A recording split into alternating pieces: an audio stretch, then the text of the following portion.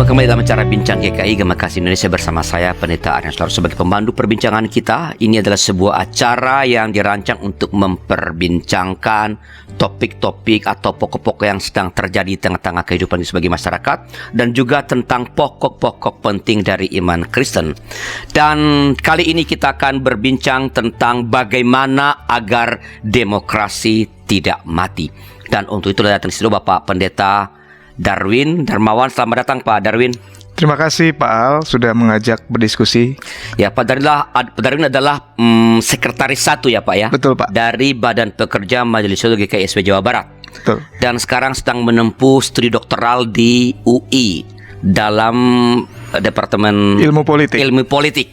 Ya, jadi kalau kita bicara demokrasi, kita punya narasumber yang tepat untuk memperbincangkannya pada saat ini. Nah, Pak Darwin, kita tahu bahwa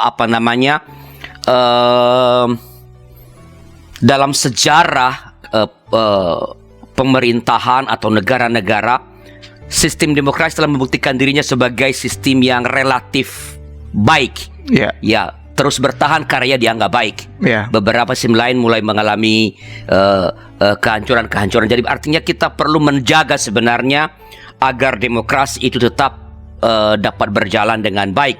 Nah, kita berbincang tentang bagaimana supaya jangan sampai mati. Nah, apa sih tanda-tanda supaya kita aware nih? Jangan-jangan kita bilang kita ini negara demokrasi, taunya sedang menuju pada kematian sebenarnya demokrasi kita. Nah, apa sih tanda-tanda dari bahwa demokrasi itu masih hidup? Apa yang Pak Al tadi sampaikan dalam pengantar baik sekali tuh Pak. Bapak bilang bahwa demokrasi ini adalah sistem yang, kalau istilah dalam ilmu politik, second best.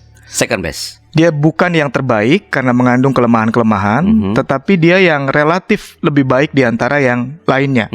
Jadi Francis Fukuyama misalnya, seorang ilmuwan politik berkata, setelah komunisme runtuh, maka gelombang demokratisasi itu menerjang hampir semua negara di dunia.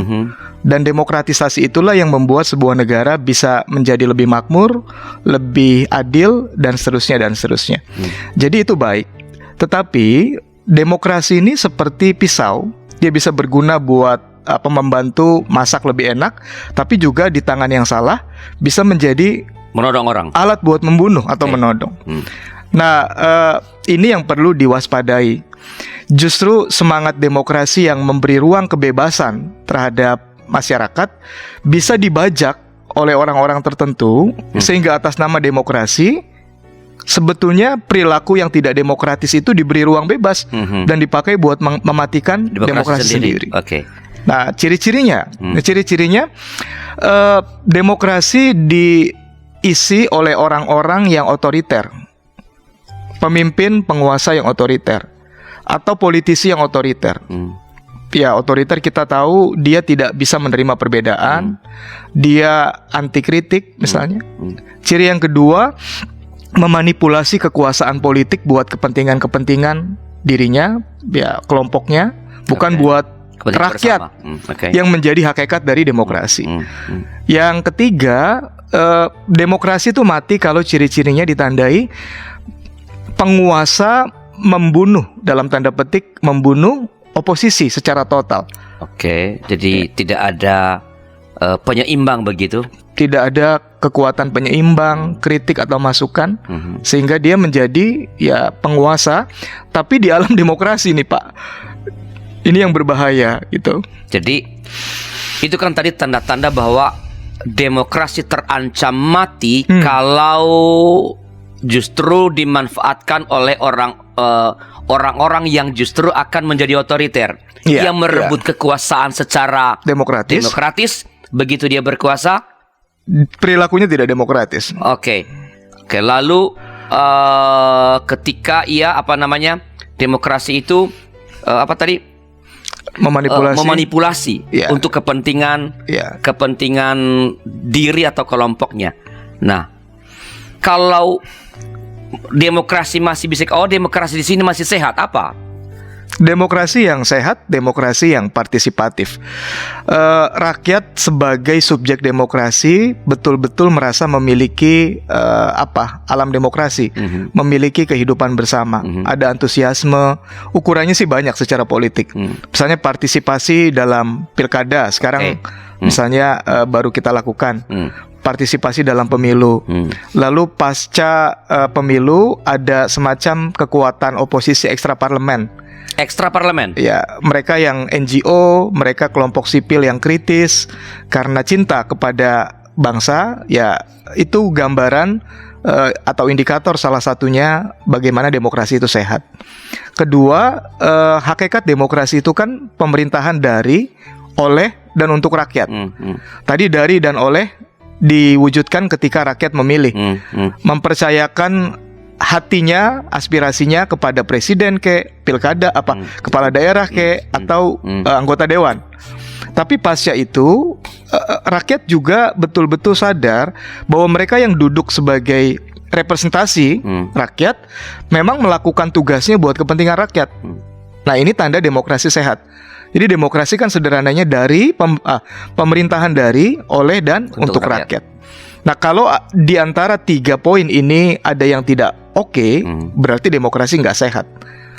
Pemilihnya bagus, sudah ada penguasanya, tapi yang dipilih dan berkuasa tidak buat rakyat, buat dirinya sendiri. Itu tidak demokratis. Ya. Oke. Tadi kan Pak Doreen mengatakan bahwa salah satu cara adalah penanda bahwa masih sehat adalah ada ekstra parlementer. Ya. Jadi semacam NGO seperti itu dan kelompok masyarakat sipil lah begitu ya. Apakah itu sebuah kemutlakan ada? Apakah itu bukan ada karena parlemen yang formalnya tidak menjalankan fungsinya dengan baik? Ya, bisa tidak. Kalau sesuatu baik-baik saja juga kan buat apa kita kritis? Betul. Tetapi ini kan adagium atau salah satu hukum besi dalam demokrasi, bahwa power tends to corrupt. Absolute power corrupt absolutely. Nah, ketika kekuasaan dibiarkan berkuasa tanpa kontrol sama sekali, justru sangat berbahaya. Sebab ada kecenderungan pasti akan korup. Jadi sebaik apapun, seideal apapun orang yang berkuasa, dia selalu membutuhkan ada kontrol. Karena dia bukan malaikat, bukan dewa. Jadi Parliament Watch itu tetap harus ada. Perlu ada. Jadi perlu ada gerakan-gerakan ekstra parlementer, harus terus dipelihara begitu. Betul. Karena apakah ini tidak sedang mengatakan bahwa dimanapun parlemen itu tidak pernah bisa mengerjakan tugasnya dengan benar secara menyeluruh? Karena mesti ada yang harus ekstra. Iya. Mestinya kan ya, waktu Pak Arlianus dan saya mempercayakan aspirasi kepada anggota dewan atau penguasa, ya udah jalan begitu mestinya. Tapi kan nggak selalu. Misalnya, ya bukan rahasia, produk undang-undang itu kalau nggak diawasi bisa dipakai untuk menjadi semacam kaki tangan kepentingan-kepentingan bisnis, korporasi misalnya. Ketika kita berpikir, oh anggota dewan bagus nih undang-undangnya, pasti ideal nih. Padahal misalnya ada penguasa tertentu yang ingin bisnis batu baranya dilancarkan, lalu membuat titip dong satu pasal agar kami bisa bebas gitu mengeksploitasi alam. Kita nggak tahu. Tapi bukankah yang disebut sebagai ekstra parlementer juga bisa dipakai oleh yang punya kepentingan? Iya. Siapa yang ekstra parlementer, siapa lagi nih? Nah, ini uniknya demokrasi, Pak. Ya, ini uniknya demokrasi itu kan kebebasan, ya. Dia kebebasan. Kayak kemarin yang lagi viral, ada satu pihak membaca buku bagaimana demokrasi mati. Padahal orang bilang, oh dia kan yang membunuh demokrasi gitu. Nah, ya sah-sah saja itu demokrasi. Sejauh itu dilakukan dalam koridor kebebasan, penghargaan terhadap hak-hak sipil, lalu etika berdemokrasi yang baik. Nah, ini yang akan kita jawab di bagian akhir. Bagaimana supaya demokrasi tidak mati? Ya nggak apa-apa. Ya silakan. Ini kan bagian dinamika demokrasi ya, yang membuat demokrasi rame. Ya. Tadi jangan terlalu ramai, nanti kita repot juga. Nah, Pak Darwin, kan tadi Pak Darwin mengatakan bahwa demokrasi sebagai second base ya. Second base. Ini hampir semua negara di dunia bergerak untuk menjadi negara demokrasi. Iya, iya. Lalu mengapa lalu muncul kekhawatiran demokrasi akan mati kalau semua negara secara komunisme, Iya, iya. Cina kekecualian sekarang ya. Rusia. Itu mengapa ada kekhawatiran demokrasi mati? Itu kan terjadi karena gini, mungkin bisa sama nggak ya apa perbandingannya? Kita berpikir di rumah religius atau komunitas religius itu komunitas yang ideal, dan memang ideal kan, komunitas religius orang dekat sama Tuhan, ya. Tetapi kan justru di situ tidak lepas dari misalnya penyalahgunaan kekuasaan kadang-kadang, atau korupsi kadang-kadang, ya. Nah, justru kan di tempat-tempat yang kita pikir aman, positif, baik, kemudian membuat kita terlena, tempat-tempat itu bisa sangat berbahaya. Karena kita beranggapan, pasti baik lah. Demokrasi itu kan rakyat berdaulat. Yang dipilih oleh rakyat kan orang baik, gitu. Lalu kita membiarkan itu terjadi, sementara dinamika kekuasaan, apa yang terjadi di balik panggung kekuasaan, kita kan nggak ngerti. Mereka sama seperti kita manusia yang perlu mata lain untuk memandang punggungnya. Ya, jadi pada titik itulah justru demokrasi bisa berbahaya kalau tidak diawasi atau kalau tidak dirawat lebih baik. Oke. Sekarang kan di berbagai tempat yang atau negara yang menyebut diri sebagai negara demokrasi, entah yang sudah tua banget, entah yang masih muda, kan tadi yang disebut sebagai ekstra parlementer hampir selalu ada kan? Ada. Ya. Oke. Berarti kan itu tanda-tanda bahwa demokrasi tetap hidup. Iya. Nah, pertanyaan saya kembali kepada mengapa kalau tanda-tanda yang menyatakan itu masih hidup, kenapa ada kekhawatiran demokrasi? Iya, nah ini itu mengkhawatirkan ketika dilakukan atau praktek demokrasi itu tidak mengindahkan etika demokrasi. Misalnya buku yang kemarin sempat viral yang dibaca oleh Pak Gubernur, ya Gubernur Pak Jakarta. Sudah selesai baca itu ya? Sudah ya. Sebelum viral, saya sudah baca. Viral. Ya, saya udah baca. Ya. Kayaknya Pak Gubernur belum baca kelihatannya. Belum, dia mau nunjukin udah baca gitu. Nah, buku itu sebetulnya ditulis dalam konteks perpolitikan Amerika di zaman Donald Trump. Oke. Jadi kedua penulisnya sangat prihatin melihat bagaimana perilaku penguasa itu tadi otoriter, memanipulasi kekuasaan, dan membunuh oposisi secara total. Ya, Donald Trump kan menang gara-gara memainkan isu white supremacy. Betul. Apa xenofobia terhadap Amerika Latin, pendatang dari Asia macam-macam ya. Nah, tetapi menang loh. Dan itu kemenangan yang demokratis sampai kadar tertentu. Padahal itu sebenarnya didapat dari perilaku tidak demokrasi. Ya, merendahkan orang, takut terhadap yang berbeda, lalu memanipulasi data macam-macam ya. Nah, lalu kedua penulis ini melihat kalau demokrasi dibiarkan seperti ini, dia bisa mati. Namanya saja demokrasi, tapi sebenarnya bukan demokrasi. Nah, mengapa sampai negara yang kita sebut sebagai kampiunnya demokrasi itu bisa di dalamnya terjadi tanda-tanda kebangkrutan atau kehancuran, kematian demokrasi? Kita akan bicarakan setelah informasi berikut ini.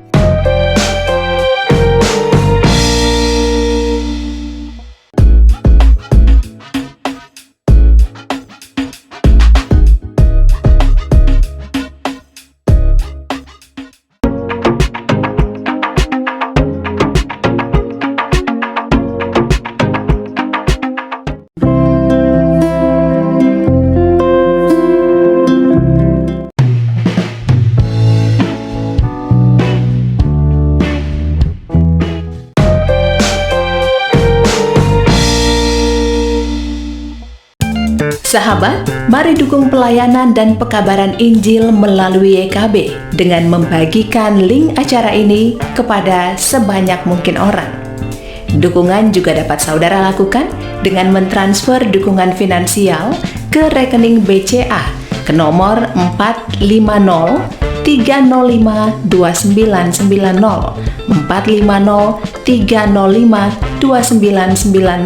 atas nama Yayasan Komunikasi Bersama.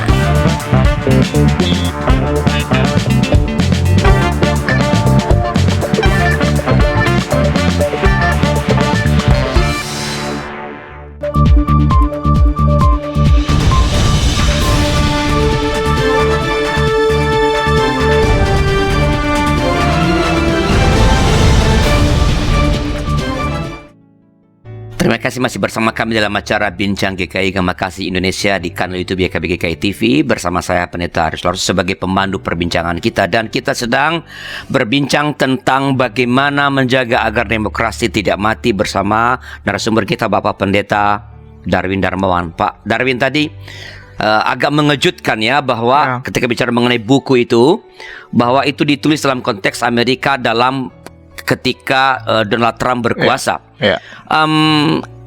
Apakah itu sedang mengatakan bahwa Amerika Serikat kampiun demokrasi itu sedang mengalami atau menunjukkan gejala-gejala demokrasinya mati? Menurut penulisnya Levitsky demikian, ada dikatakan begitu. Karena bagaimana kekuasaan itu diraih, bagaimana dikerjakan kekuasaannya, bagaimana kemarin ketika pemilu juga menghalalkan perilaku-perilaku non demokratis. Ini gambaran bahwa negara besar demokrasi seperti Amerika yang dianggap sebagai kampiun demokrasi bisa saja membuat demokrasi mati gitu. Nah, pertanyaan saya itu mengapa bisa terjadi di negara yang udah punya pengalaman 100 tahun lebih ya? Iya, 100 lebih ya. 100 tahun lebih, dan itu menjadi rujukan bagi negara manapun untuk mengatakan begitulah demokrasi itu semestinya bisa terjadi, atau ada sebuah pemerintahan di mana pimpinannya justru berlaku bahkan merebut kekuasaan dengan cara-cara yang tak demokratis. Iya. Nah, ini sebetulnya istilahnya limits of democracy. Jadi batas-batas demokrasi. Dua prinsip yang sebetulnya diusung oleh demokrasi adalah kebebasan dan kesetaraan. Ini kan produk dari perjalanan panjang semangat pencerahan, kebebasan, keadilan, solidaritas gitu ya. Nah, sebetulnya kan sederhana. Kalau dikatakan demokrasi adalah pemerintahan dari, oleh, dan untuk rakyat, pertanyaan besarnya rakyat yang mana? Dalam satu komunitas itu kan banyak sekali kelompok, banyak sekali kepentingan. Nah, tidak mungkin semua kelompok, semua aspirasi dalam sebuah komunitas, apalagi negara besar, ya, itu akan terjamin semua bebas, akan terjamin semua setara. Tidak mungkin. Ya, kita bicara rumah tangga aja nih, nggak usah negara ya. Di rumah tangga saja, rasanya nggak pernah ada kesetaraan yang benar-benar setara. Pasti ada yang lebih dominan dalam kadar tertentu, yang lain mengalah. Ganti ya. Ya, begitu sebaliknya. Nah, karena itu demokrasi memberikan ruang sebebas-bebasnya kepada tiap-tiap kelompok di masyarakat untuk berkontestasi, memenangkan pertarungan demokrasi. Nah, kenapa bisa terjadi Amerika seperti itu? Kan logis. Mereka yang mayoritas besar kemungkinan akan lebih dominan. Nah, bagaimana meraih atau mengumpulkan mayoritas menjadi penguasa? Ya, bisa menghalalkan cara-cara yang bisa dilakukan dengan menghalalkan cara-cara yang tidak demokratis. Misalnya, memanfaatkan isu ketakutan. Hati-hati loh, ada imigran yang sangat-sangat mengancam kita sebagai orang kulit putih. Itu yang dilakukan oleh Donald Trump. Lalu dia membangkitkan sentimen Make America Great Again. Migran katanya ya di ledeknya, disingkatnya migran oleh kita. Tetapi kan ini efektif membuat para orang kulit putih melihat ada ancaman loh. Betul. Dan yang bisa menyelamatkan siapa? Donald Trump, pemberani. Nggak seperti Demokrat yang cenderung liberal, yang cenderung menghargai egalitarianisme dan seterusnya. Lalu ketakutan inilah yang mendorong orang Amerika yang rasional, yang katanya modern, yang katanya demokratis, kok bisa memilih pemimpin yang rasis? Gini kan, Darwin. Jadi kan tadi kan pada bicara mengenai limits of Demokrasi. Itu kan bukan sebuah temuan yang baru. Iya, iya. Para penggagasnya menyadari ada keterbatasan tertentu yang melalui cara yang demokratis akan melahirkan yang pemerintah yang otoriter. Bisa kan dengan cara itu? Bisa. Oke. Apakah sejauh ini dari para pemikir demokrasi ini, setelah pengalaman sekian lama, pernah ada upaya nggak untuk, kan kalau ada sebuah sistem ada kelemahannya, mau dicari cara menutupnya. Pernahkah ada upaya seperti itu, atau memang ini bawaannya yang tidak bisa diapa-apain? Ini ya tantangan yang nggak bisa diapa-apain gitu ya kalau istilah Pak Arlianus. Karena saya jelasin begini, demokrasi itu kan berkembang di Athena, negara kota, polis, yang jumlah penduduknya mungkin 5.000 orang. Itu bisa berjalan dengan baik karena kepentingannya relatif tidak terlalu besar. Dan mereka-mereka yang katanya berpartisipasi langsung dalam demokrasi di polis Athena, kota kecil Athena, itu juga dibatasi. Ada orang-orang yang punya waktu luang, punya uang banyak, yang lain-lain yang nggak punya waktu buat ngobrol-ngobrol, menentukan kebijakan buat kota dan lain-lain. Saat itu saja demokrasi Athena bermasalah. Ketika masih kecil, ya filsuf yang dibunuh itu siapa? Socrates ya.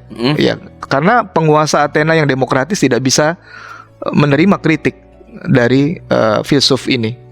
Nah, bisakah dibayangkan ketika itu kemudian berkembang di negara-negara besar dengan kepentingan yang begitu banyak, kompleks dan seterusnya. Perbedaan ini niscaya dan konflik pasti ada. Ini batasan demokrasi. Apalagi kalau tadi kesetaraan dan kebebasan diberi ruang seluas-luasnya. Nah, justru itu kita perlu menyadari keterbatasan demokrasi dan mengantisipasi agar ruang ini, egalitarianisme dan kebebasan, tidak malah membunuh demokrasi. Saya jadi curiga pada, apakah ini layak disebut sebagai limits of democracy, atau sebenarnya ketidaksiapan orang yang memakai sebuah sistem yang sebenarnya, kalau pakai tadi, ini yang second base ini, ini yang terbaik dari yang ada. Apakah itu kan ada kan beberapa kolumnis di media yang pernah menulis misalnya bahwa demokrasi itu jalan dengan benar dan baik kalau masyarakatnya sudah berpendidikan cukup tinggi, pengetahuannya tentang hak-hak asasi manusia, dan tadi soal egalitarianisme dan kebebasan yang sebenarnya tak bebas-bebas. Itu cukup ada, maka demokrasi akan hidup. Apakah bukan karena ini sehingga bukan bolongnya di sistem, tapi bolongnya di orang? Nah, bisa ya, bisa tidak. Saya nggak terlalu sepakat dengan orang yang mengatakan demokrasi ini akan jalan kalau orang-orang sudah pintar. Justru orang-orang pintar ini yang kadang-kadang merusak demokrasi. Iya, Amerika kurang pintar apa, kurang maju apa? Ya, malah pemilu kemarin kan dibilang, oh Amerika niru Indonesia katanya. Iya. Ini kan sindiran, ironi, tapi mau menggambarkan pemilu juga Amerika rasa Indonesia, rasa Jakarta apa? Rasa pilgub Jakarta. Pilgub Jakarta. Ini gambaran kan Pak Al, bahwa pendidikan nggak jaminan, dan ini yang sekarang saya sedang gumuli ya. Maksudnya begini, jangan-jangan demokrasi liberal yang mengusung kebebasan dan kesetaraan, one man, one vote, one value, ini yang nggak bisa menghindari konflik, karena akan bicara soal majoritarian kan. Betul. Soal siapa yang paling banyak kan, itu yang akan berkuasa. Nah, ini yang kemudian dimanfaatkan sedemikian rupa untuk kekuasaan. Jadi yang akan terjadi adalah menang kalah. Nah, orang-orang di desa dengan musyawarah mufakat, misalnya Clifford Geertz kan pernah meneliti masyarakat di Mojokuto atau Mojowarno gitu, saya lupa ya, bagaimana mereka menjaga harmoni dengan selamatan. Semua duduk setara, semua bisa saling urun rembuk menyampaikan maksud-maksudnya. Dan demokrasi inilah sebetulnya yang digagas oleh Muhammad Hatta, demokrasi kerakyatan, musyawarah mufakat. Nah, ini yang ya rasanya bisa mengatasi batasan demokrasi yang one man, one vote, one value, demokrasi liberal. Ini Pak Darwin, apakah ada semacam batasan tertentu yang tidak boleh ditouch oleh demokrasi? Misalnya gini, saya sering bilang begini nih, di kehidupan bergereja, kita juga kan kalau persidangan kan demokratis, tapi kan ada bagian yang tidak boleh ditouch. Misalnya kalau ada orang yang pemungutan suara untuk apakah kita tetap memakai Alkitab sebagai dasar pemerintahan, kan itu nggak boleh di vote kan? Itu non negotiable. Apakah ada yang non negotiable di dalam demokrasi? Kalau ada kan, jadi oke, sistem, tapi di bagian ini berhenti karena ini tidak bisa dinegosiasi gitu. Iya, ini pertanyaan menarik nih Pak. Dan saya mau jelasin misalnya dengan kasus yang sekarang sedang terjadi ya. Batas toleransi itu di mana sih? Kira-kira begitu. Batas demokrasi itu di mana? Nah, toleransi memang berwajah ambigu karena dia harus pada titik tertentu berani tidak toleran terhadap yang intoleran. Terhadap yang intoleran. Itu yang dikatakan salah seorang pemikir. Sebab ketika toleransi menoleransi perilaku intoleran, dia kehilangan toleransinya. Selesai. Nah, di demokrasi gimana? Demokrasi juga sama. Kebebasan itu mestinya tidak boleh mematikan kebebasan yang lain. Ya, ini isu sensitif soal penembakan di jalan tol terhadap beberapa orang yang kemudian meninggal. Kita sedih, prihatin. Lalu orang berdebat, loh kok negara demokratis begitu? Kalau di teman-teman yang mengkaji ilmu politik bilangnya the bloody democracy, demokrasi yang berdarah. Iya. Tetapi untuk hal-hal yang memang terkait dengan keutuhan, keamanan, memang penguasa ini diberikan kekuasaan buat melakukan tindakan koersif dengan kekerasan. Asal itu bisa dipertanggungjawabkan. Nah, ini batasannya, Pak. Jadi ketika perilaku-perilaku dalam sebuah negara demokratis tidak demokratis, mestinya disadarkan nggak boleh begitu. Mestinya ada musyawarah, nggak boleh begitu. Tapi kalau terus berjalan, ya perlu ada yang mengontrol, wasit. Dan wasit ini bisa mentertibkan ketika pemain demokrasi mencederai, melukai gitu. Kalau nggak bisa di kartu kuning, kartu merah misalnya. Tadi kan Pak Darwin, unsur yang sangat fundamental dalam demokrasi adalah egalitarianis dan kebebasan. Apakah kita bisa mengatakan dua ini yang non-negotiable? Artinya entah siapapun pelaku demokrasi, pemain demokrasi, bila ia sudah mengganggu kesetaraan antar warga dan kebebasan, maka itu udah kartu merah gitu. Mestinya. Apakah bisa dikatakan begitu? Mestinya. Jelas ya, dia melanggar rule of law. Ya harusnya sih ditindak. Nah, berarti kan bagaimana merumuskan kesetaraan dan kebebasan yang bertanggung jawab itu di dalam sistem hukum lah yang mestinya menentukan. Sehingga misalnya penembakan tadi itu, andaikan itu dibenarkan oleh hukum dalam rangka menjaga demokrasi, menjaga kesetaraan dan kebebasan, itu valid. Walaupun kita tetap sedih kalau ada orang yang harus, kita prihatin. Dan itu perlu tetap dilakukan kontrol supaya jangan kebablasan juga ya. Jangan kebablasan. Sebab misalnya ketika sebuah rezim memang anti kritik, dia bisa saja mengatakan demi kesatuan saya melakukan ini. Itu kayak kan dulu bahaya. Zaman Orde Baru. Iya, kayak dulu, betul. Dan itu kan problemnya. Pemerintah akan silih berganti. Negara Indonesia akan tetap jalan. Nah, perilaku demokrasi kita bukan semata-mata kepada siapa yang memerintah, lalu kita kritis habis-habisan karena kita nggak suka, atau cinta habis-habisan karena kita suka. Ini berbahaya dalam kehidupan demokrasi. Justru karena kita tahu negara ini jauh lebih besar daripada orang-orang yang jadi penguasa, wakil rakyat, maka kita melakukan perilaku demokrasi tadi, kritis dalam rangka mencintai negeri ini. Oke. Kita udah bicara mengenai tanda-tanda negara demokrasi, tanda-tanda demokrasi mau mati, ya. Kita udah lihat Amerika mengalami itu. Apakah negara kita, Indonesia, juga sedang mengalami tanda-tanda demokrasi mau mati? Setelah informasi berikut ini, tetaplah bersama kami.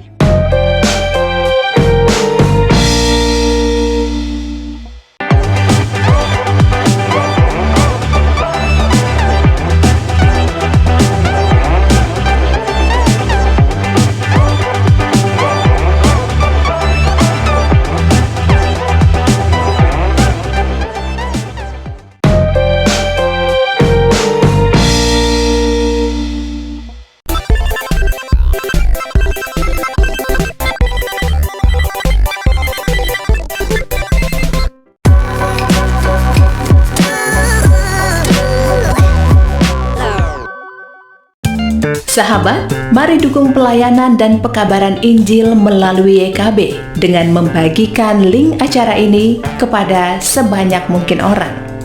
Dukungan juga dapat saudara lakukan dengan mentransfer dukungan finansial ke rekening BCA ke nomor 450 305 2990 450 305 2990 atas nama Yayasan Komunikasi Bersama.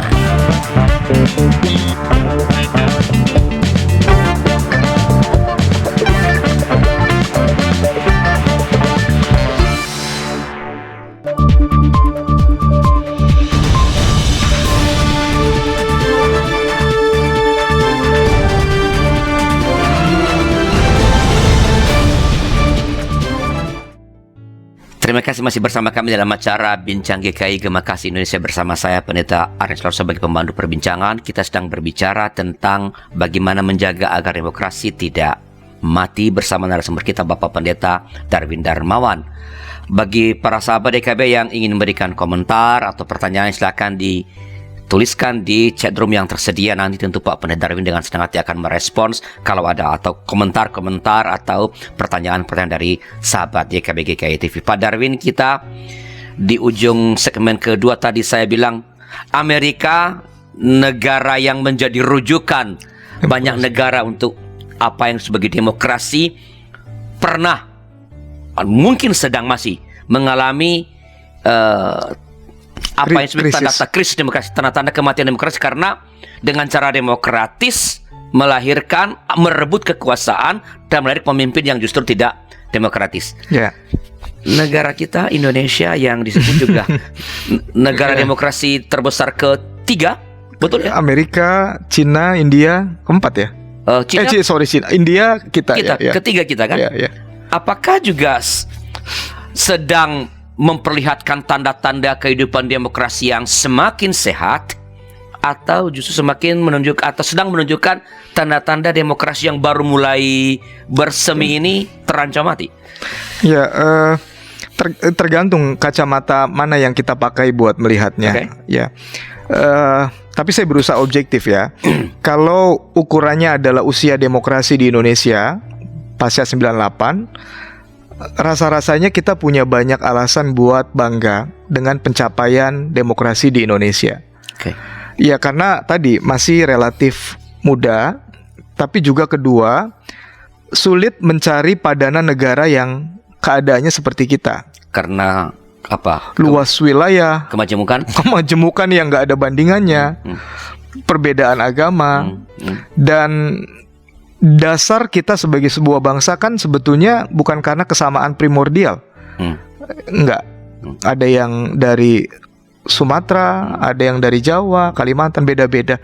Nah, kalau kita bisa tetap satu di bawah negara kesatuan republik yang hidup berdasarkan prinsip-prinsip demokrasi, maka sesungguhnya kita punya banyak alasan buat bangga dan bersyukur. Ya, tetapi ada bahaya-bahaya dalam demokrasi, dan itu bisa dengan mudah dipraktekkan oleh para politisi dan peternak politik, ya istilahnya. Peternak politik. Peternak ya, bukan peternak domba ya. Untuk meraih kekuasaan politik ada yang berternak, ada ya orang-orang yang tahu ilmunya kira-kira gitu ya. Ini berbahaya karena misalnya polarisasi antara mereka yang dulu pro sama Ahok dengan pro sama Pak Anies, itu kan sampai sekarang masih kerasa gitu loh, itu-itunya ya, ekses-eksesnya. Dan itu cebong kampret mas ya. Cebong kampret sampai sekarang masih terjadi, padahal Pak Jokowi dan Pak Prabowo sudah peluk-pelukan dan satu diangkat jadi Menhan. Yang secara politis itu jabatan yang cukup strategis basah gitu ya dalam tanda petik. Nah, ini kan nggak mestinya terjadi, tetapi Amerika saja yang seperti itu bisa mengalami krisis demokrasi, apalagi kita dengan diversity etnis, agama, lalu kelas ekonomi sosial. Nah, bisa dengan mudah hal-hal seperti ini kemudian dimanfaatkan buat kepentingan politik jangka pendek. Misalnya isu asing, ya, itu terus dimainkan gitu. Ini kan berbahaya. Sebab itu kemudian menutup pintu terhadap kesetaraan atau kebebasan. Nah, jadi pertanyaan Pak Lianus, Indonesia gimana? Bisa. Tapi sejauh ini sih rasanya cukup oke. Ya, bahwa ada riak-riak demokrasi yang kadang-kadang membuat kita, aduh kok begini, kok begitu. Ya, negara manapun mengalami. Karena tadi kebebasan dan kesetaraan ini kan sebetulnya normatif. Tapi sebagai sebuah fakta sosial nggak pernah akan terjadi. Ya kan? Karena ya secara 100% ya. Sorry ya, kadang-kadang kita sendiri subjektif terhadap orang yang satu kelompok, satu alumni gitu. Nah, jadi maksud saya begini, asing-asing itu kan politisasi kebencian identitas istilahnya. Ini yang tidak boleh. Tapi politik identitas itu nggak bisa dihindari. Secara empiri loh Pak ya. Karena dia punya, karena memang mau nggak mau dimanfaatkan. Iya, itu kalau tidak dimanfaatkan nggak bisa meraih kekuasaan politik. Iya. Yang tidak boleh kan kemudian batasan. Kemudian gara-gara ya saya Cina menganggap superior, yang bukan Cina inferior lalu dihina, nggak boleh punya hak setara, itu yang salah. Tapi ketika saya mendekati misalnya, kita sama Cina kan kita lebih enak nih ngomongnya, yuk kita usung ini, ya itu kan terjadi. Tapi gitu. Bukankah sebenarnya, sorry Pak Darwin, iya, bukankah orang atau calon pemimpin atau politisi yang memanfaatkan ikatan primordial itu adalah karena ia tidak punya prestasi yang bisa dikatakan dia iya. You pilih saya bukan karena you sama-sama Tionghoa, sama-sama Batak, sama-sama Nia, sama-sama Jawa, tapi ini loh saya I can do it untuk untuk Anda. Iya. Setuju Pak. Jadi ini jualan orang yang tidak punya prestasi sebenarnya. Apa betul begitu? Ya, saya setuju. Tapi itu kan yang efektif secara politik, misalnya di Amerika, atau buat beberapa orang yang melihat itu yang membuat Pak Gubernur berhasil duduk sebagai pemimpin di Jakarta. Karena katanya politisasi ayat mayat itu kan asing-asing dan seterusnya. Tapi buat yang melakukan kalau itu salah ya, karena udah ada kebencian, unsur kebencian. Tapi buat orang yang jadi peternak politik, pemikir di belakangnya, ini yang efektif. Ya benar, mungkin kalah prestasi, kalah transparansi, kalah kapasitas, ya oke gitu. Tapi sebagai sebuah kenyataan politik as it is ya begini gitu loh Pak. Tapi itu kan menghalalkan segala cara dengan cara demokrasi juga sebenarnya ya. Tapi itu kan salah sebenarnya. Iya. Sejauh tidak ada kebencian. Kalau politik identitas agak susah dinafikan. Bahwa itu tidak ideal, betul sih Pak. Tapi nggak bisa dihindari dengan mudah gitu. Ya, Amerika coba kurang apa Pak. Tapi sentimen white supremacy itu efektif membuat kemudian Trump terpilih sebagai presiden. Walaupun sekarang udah kalah ya lagi. Walaupun kalah lagi. Tapi ini kan bandul politik ya, selalu begitulah. Ya. Tapi kan biasanya kan 2 periode. Biasanya 2 periode. Ini sekali satu selesai. Mudah-mudahan kita juga yang punya gejala yang sama satu saja cukuplah. Amin. Ya, oke. Sebelum tiba pada bagaimana menjaga supaya jangan mati. Tadi Pak Darwin mengatakan kan betul di negara kita tentu demokrasinya belum berjalan dengan ideal. Bahkan tidak ada juga yang ideal sebenarnya. Oke. Tapi kita masih on the track lah, karena sebagai negara yang masih sangat muda dan melihat konteks kita yang sangat luas dan majemuknya latar belakang masyarakat kita patut berbangga tanpa kehilangan daya kritis pada bolong-bolongnya. Kalau begitu Pak Darwin, terhadap pemerintahan kita sekarang ini, ya, entah pemerintahan pusat atau di daerah di Jawa Tengah, DKI Jakarta, Jawa Timur, Kalimantan, di mana di daerah seperti itu, terhadap pemerintahan kita yang berusaha menegakkan prinsip demokrasi walaupun belum sempurna ini, sikap seperti apa yang kita perlu kembangkan? Baik, ya tentu melalui media. Ini kan media sosial sangat efektif sekarang ini. Politik kebangsaan, politik berdasarkan nurani. Politik yang demikian adalah politik yang mengedepankan kepentingan bangsa dibanding kepentingan kekuasaan yang punya batas waktu. Ya, bangsa kan lebih besar daripada penguasa pemerintah. Ya. Nah, karena itu kita di satu sisi menghormati, mendukung pemerintah, anggota dewan ketika mereka melakukan tugas-tugasnya buat kesejahteraan rakyat, buat bangsa. Tetapi kita tidak boleh juga menutup mata dan meniadakan sikap kritis seandainya kita melihat ada hal-hal yang tidak baik dalam praktek bernegara. Kalau itu terjadi, sebetulnya kan bukan karena semata-mata dia nggak baik gitu, atau penguasa kurang baik, tapi memang watak kekuasaan kalau tidak dikontrol akan cenderung korup gitu. Nah, pada titik itulah kita sebetulnya membantu atau menolong penguasa supaya tetap baik. Karena kita tahu tidak ada seorang pun yang sempurna, termasuk diri kita. Nah, maka itu juga ketika mengkritik pun kita tidak boleh kemudian dengan mempermalukan, karena kita tahu kita juga terbatas.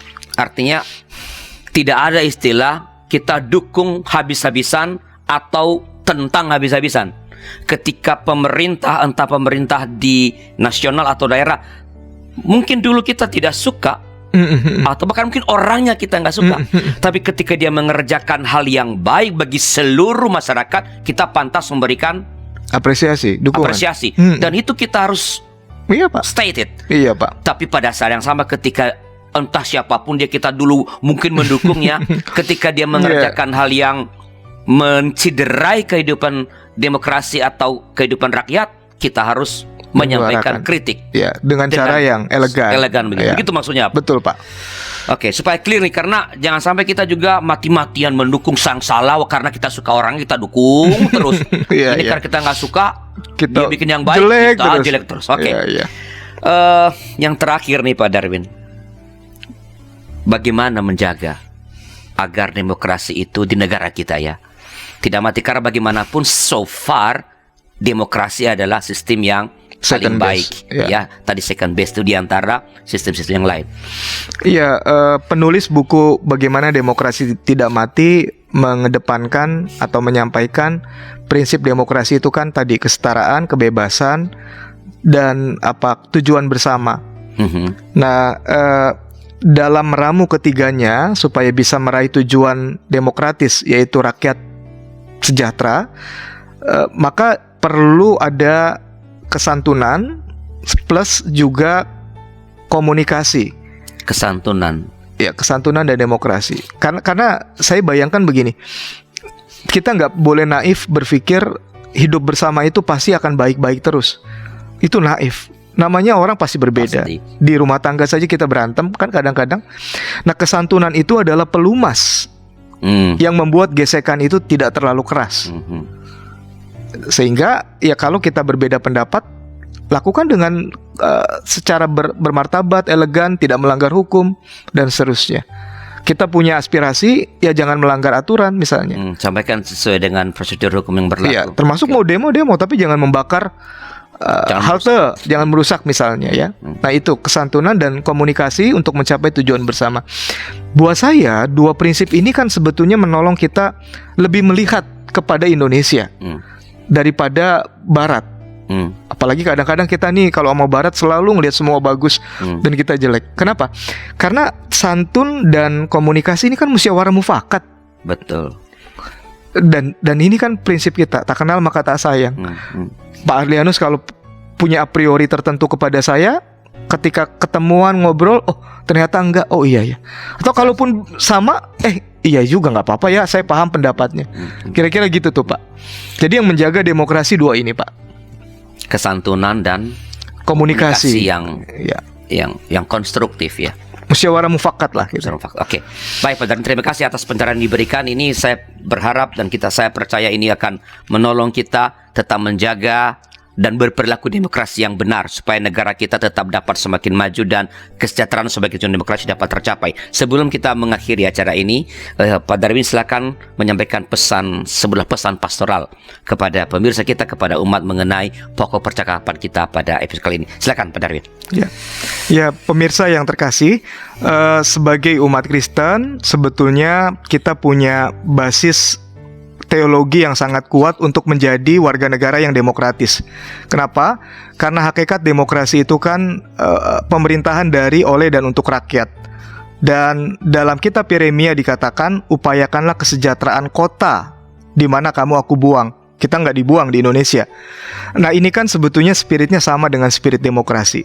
Bahwa saudara dan saya ada di Indonesia bukan hanya buat diri sendiri, tetapi untuk kesejahteraan bersama, untuk kehidupan bangsa, untuk mewujudkan perilaku-perilaku demokrasi, agar demokrasi mencapai tujuannya untuk kesejahteraan rakyat. Terima kasih Pak Darwin atas pencerahan diberikan, dan sahabat DKBGKI TV, inilah percakapan kami dengan Pak Darwin. Saya sekali lagi percaya bahwa ini akan menolong kita menjadi warga negara yang demokratis, menghormati, menjaga kesetaraan, dan menjaga juga kebebasan kita, supaya jangan kebablasan, dan menghormati kebebasan orang lain dalam mengekspresikan diri. Sampai jumpa pada episode yang akan datang. Tuhan memberkati kita.